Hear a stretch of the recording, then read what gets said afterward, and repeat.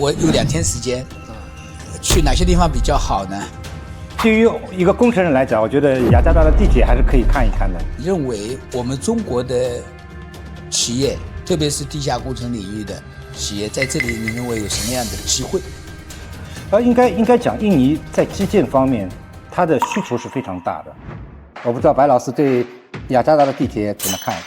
这些硬件设施的它的技术的水准呢，可以看出来还非常一般。印尼是我向往已久的国家，一带一路中的一路的一个终点是印尼。印尼也是我国首次在国外提出一带一路的国家。我曾经想过一个问题，为何一路起始于讲闽南话的福建和泉州一带？通过对印尼和闽南的实地考察，也许答案是在这张对比表上。由此可见，一带一路古已有之。印尼之行，我更多的是关心那里的基础设施建设情况，试图通过短暂的访问，能够给国内隧道人提出一些去印尼发展的建议。显然，需要找到一位长期在印尼工作和生活的中国隧道人。这位和我对话的徐学立先生，也是我们同期的校友。他早年参与了上海地铁2号线的建设工程，1999年开始在新加坡和印度从事地下工程建设。作为隧道股份在印尼的国别经理，常驻雅加达。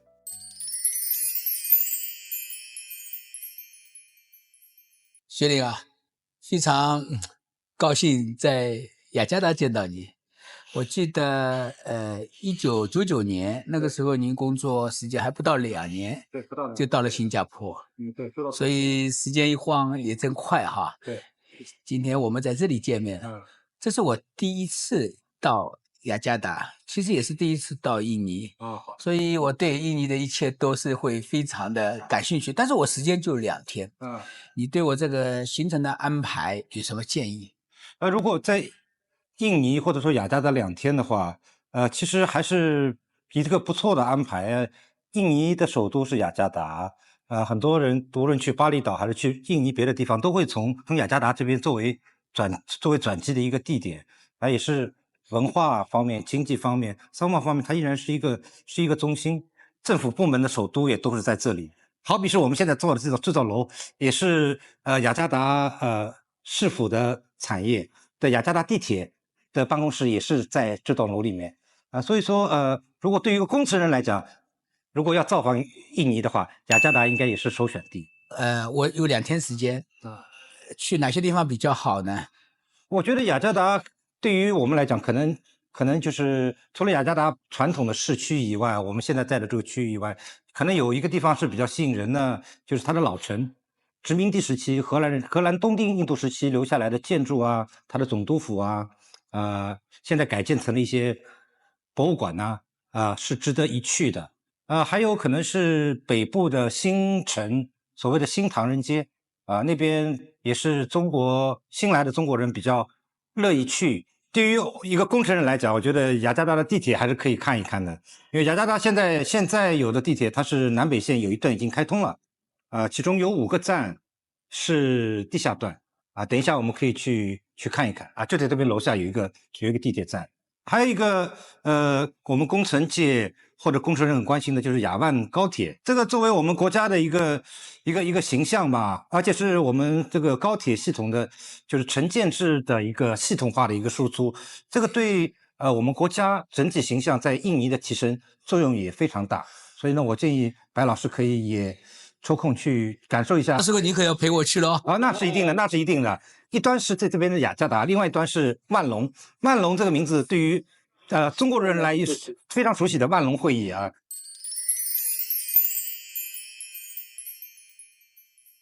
你在这里的话，你认为我们中国的企业，特别是地下工程领域的企业，在这里你认为有什么样的机会？应该讲，印尼在基建方面，它的需求是非常大的。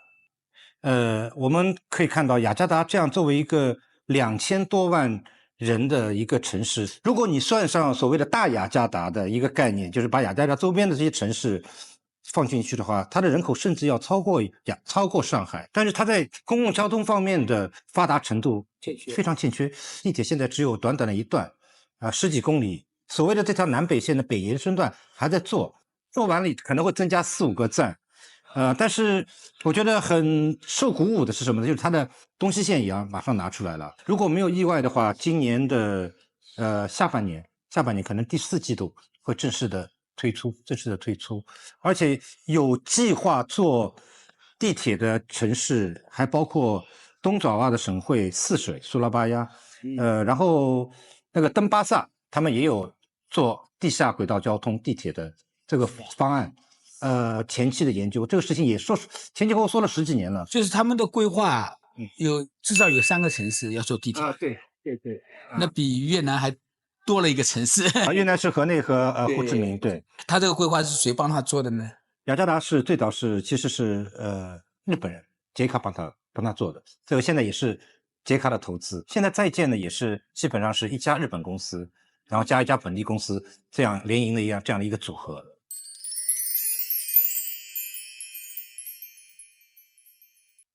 那白老师，你去了全世界这么多地方，体验了全世界各个城市的地铁。那刚才你去看了雅加达的现在运营中的这一部分的地铁，我不知道白老师对雅加达的地铁怎么看？应该说呢，就是从实用性上来说还是可以啊，没什么问题。但是我总感觉到这个好像这个艺术的品味在这个上面看不出太多啊。不是现在建啊，可能时间也有一点时间。不过这些硬件设施的它的技术的水准呢，可以看出来还非常一般。像我们国内的一些新的技术，在这里地铁里面呢，在这里都没有看到。成熟的日本的80年代的东西，日本人也不会把它最先进的东西放到这里来。对，不一定会主动去想到要体现当地文化或者民族的特色，可能他也不熟悉这里的文化，不了解。如果是雅加达人、印尼人，他们自己来设计，他们的建筑师参与在里边，那我相信这个结果会不一样了。你把我带到了这个喝咖啡的地方，我看到有不少中国元素、文字哈，是不是印尼华人？最早是印尼华人住的。这是一个姓黄的一个华商，叫黄仲涵。当年他是所谓的南洋的唐王，而且他和我们中国20世纪的这个政治风云还有非常紧密的联系。这个是他在雅加达的住宅，现在就是作为一个精品酒店和咖啡店这样的一个经营模式。因为大家知道那个顾维钧我们民国的外交部长，他娶了就是黄仲涵的2女儿黄慧兰为妻。黄慧兰当年在20、30年代的时候是时尚界的先锋人物啊，大家要看他穿什么。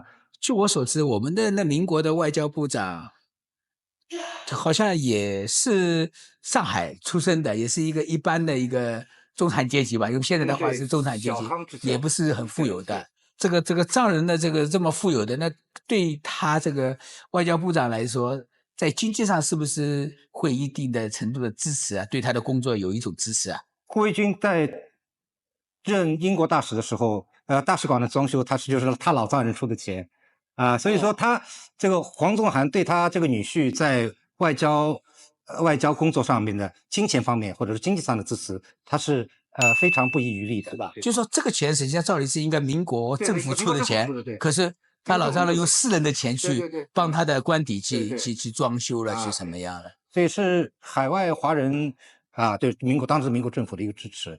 对，我发现是这样的，就是说我们中国人出去以后华侨似乎比我们这生活在中国的人感觉上来说更爱国。我这样讲这个白老师，就是因为你如果在国内的话，其实你这个中国人的这个身份是不显现出来的。对但是你到了外面以后，就是你中国人这个身份就显现出来了。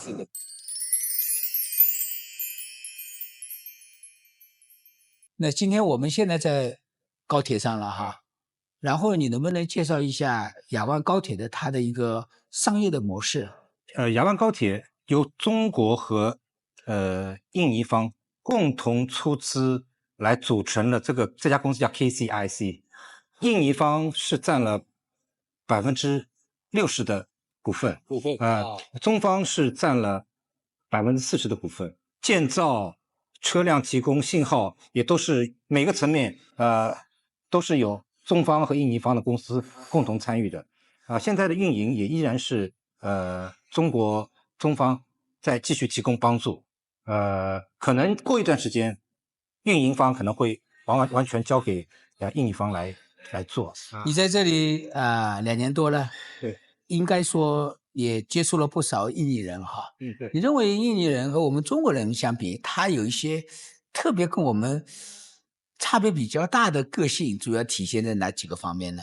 应该讲就是他们更加那个松弛的状态会比较多一点，就更能享受生活。对于加班这件事情可能就不愿意做。我们中国人有的时候就加班是因为希望能够赚点钱，对他们来说就情愿休息，也不愿意多赚钱，是吧？对，甚至有时候就说我就用我们的话来讲，我们搞个团建，一起吃个饭比如周末吃个饭，他甚至觉得这个你让我工作时间在吃饭聚餐或者他觉得这个是占用我的时间了对，他是不愿意。他认为这个是加班了，他认为他这个时间情愿跟家人在一起，也不要大家在一起搞团建，这个是差异还是蛮大的。